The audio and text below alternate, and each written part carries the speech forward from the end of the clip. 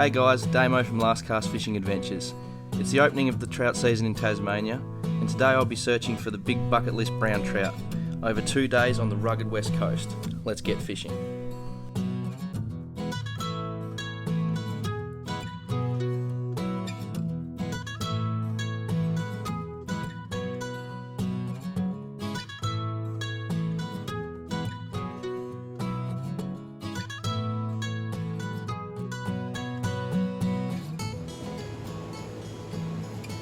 During this session, I'll be using soft plastics as the trout in this system like to hold down deep.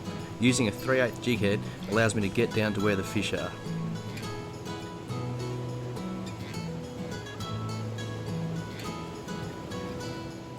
When fishing deep fast water, it's important to give your jig head plenty of time to reach the bottom. Maintain soft contact with your lure and be ready for that fish to strike.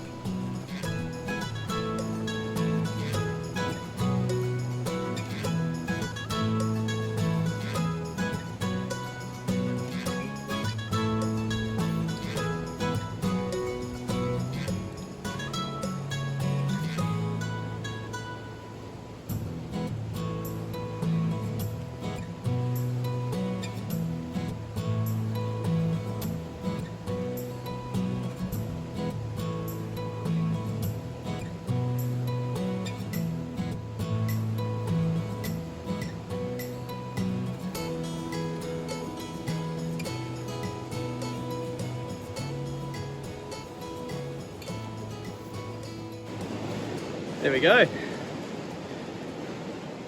Nice little 2.5, maybe 3 pound brown hen. Engulfed that Berkley T-tail there. I was a bit worried that the 3/8 was holding up in the water column a bit, but it was bouncing along the bottom there perfect, and that guy just smoked it. Just get it back in the water.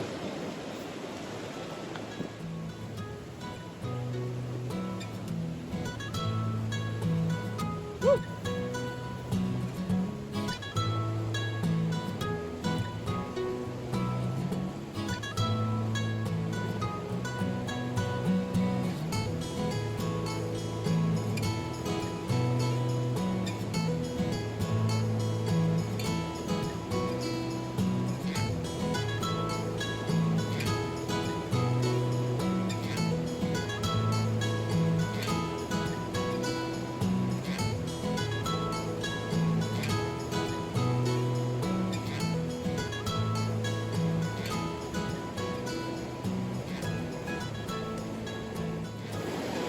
That's another really good hen there. I was lucky to get that one. I daydreaming a bit and seen the belly and the line flick out, so struck and there she was. Nearly a identical fish to the first one we got. Awesome, get it back in.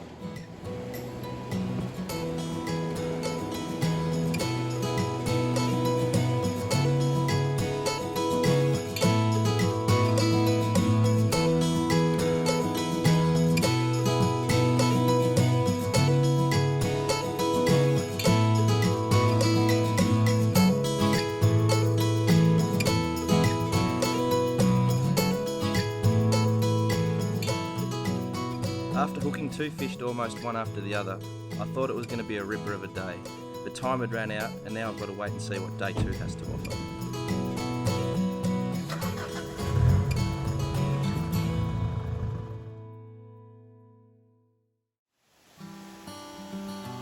Day 2 sees me back down the west coast of Tasmania.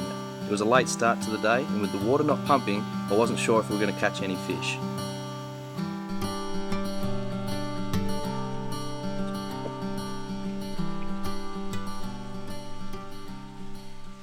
Well, that wasn't too bad. Came down first cast. Camera girl wasn't quite ready.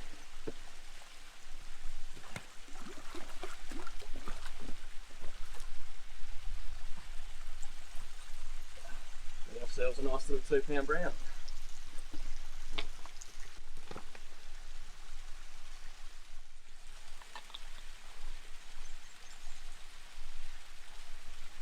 as that. After snagging one before the camera girl was ready, I was sure that today was going to be a really good day. With the water not flowing, I had chosen to stay with the soft plastic method. All I had to do was go to a lighter jig head.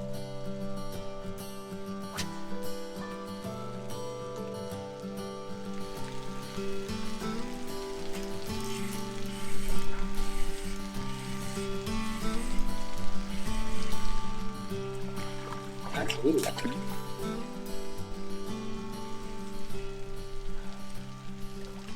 Got to go rather slow with these guys. They're right on the bottom. I'll show you what they've been feeding on in a minute.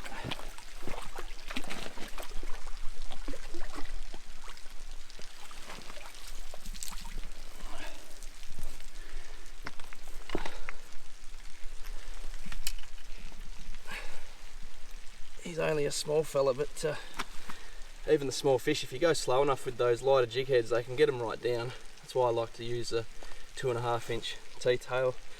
I see a lot of guys using the big flopping tuna lures.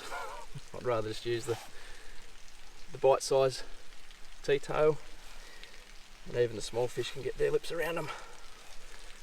Beautiful spots on that one, gorgeous little number. But a bit bigger fish I caught earlier, regurgitated that on the way up, so I think it might be a little baby brown, something like that. Get this little fella back in. He needs to grow a bit.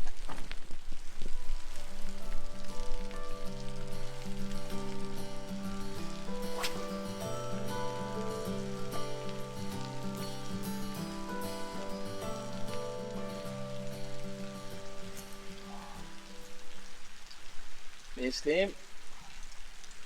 Better fish too. You've only got a daydream for a couple of seconds and you miss an opportunity. You can see these light lures take a while to get to the bottom, so you just got to be patient. Get the long cast in, let the lure work its way down. And you'll see the line feed towards you. When that stops, just lift it a couple of foot off the bottom, let it slowly get back down, and that's where the fish are, that's where you'll get your strike. And if you're not daydreaming like me, you'll probably hook one up.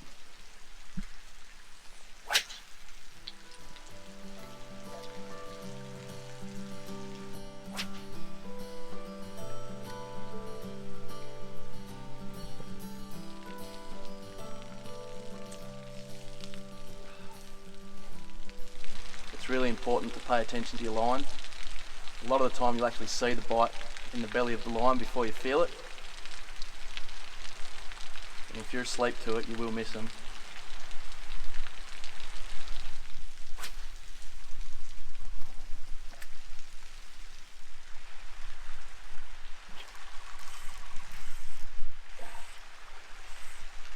That's an example of paying attention to your line there. I didn't feel a thing.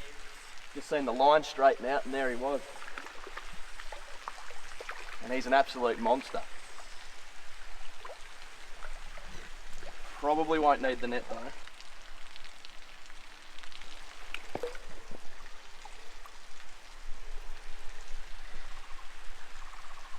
Yep, we're having a good day.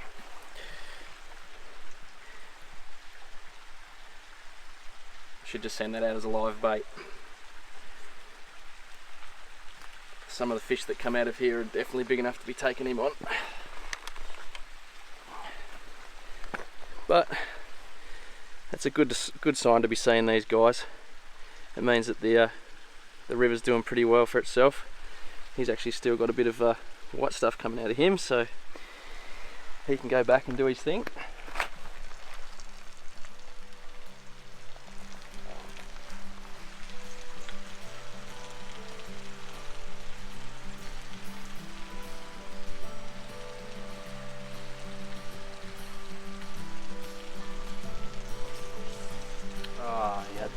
He had that right down the gizzards.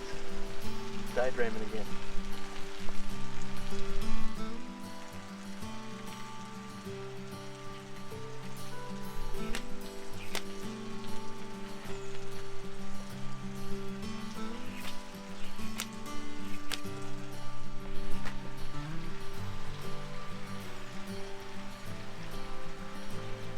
If you ever get a little snag like that, it's a good idea to just make sure that your leader line hasn't been scuffed, which that has.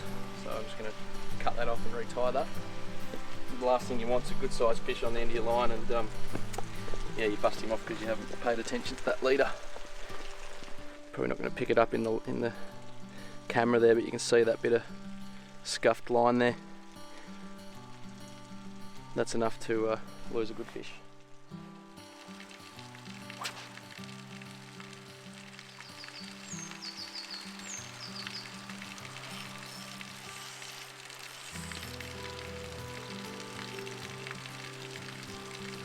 That's a bit better fish.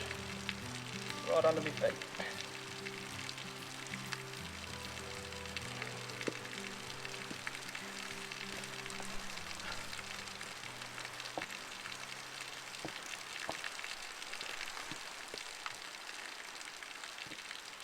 That's why it's a good idea to make sure when you bring that lure in, bring it right to your feet, because a lot of the time the fish will grab it at the last minute.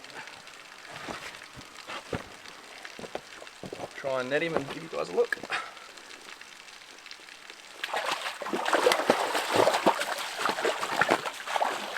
And that there is pretty skillful. Does he count? I don't know. He did get off. Still not a monster, but we're climbing the scale.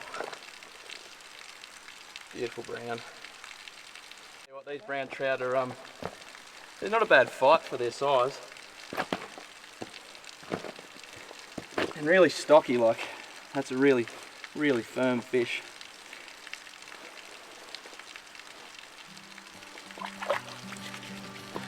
Righto, need the next size up.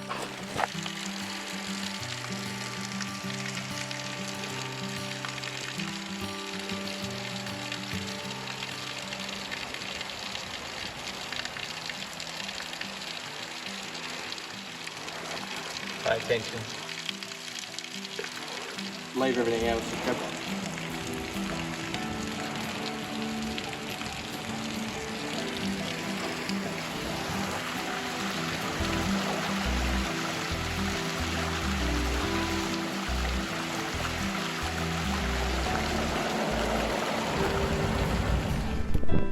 We've just had to do the Harry Holt.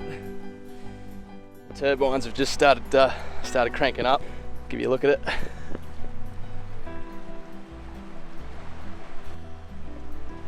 So I was fishing off that rock there. Probably only take a couple minutes and that should be covered. So yeah, that'll mean we'll have to change tactics a bit, go to a heavier jig head, just to get down deep where the fish are, and probably got another hour and a half of daylight, so we won't chuck the towel in just yet. We'll hopefully show you another fish.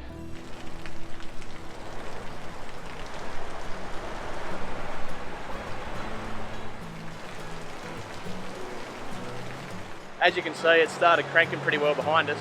The turbines have got well and truly underway now. I was using a 1/8 jig head there, but that's definitely not going to be heavy enough now, so we've got to change up, go to a bit heavier jig head, get that lure right down deep. I reckon we've still a chance of a couple of good fish here, so fingers crossed, show you something later.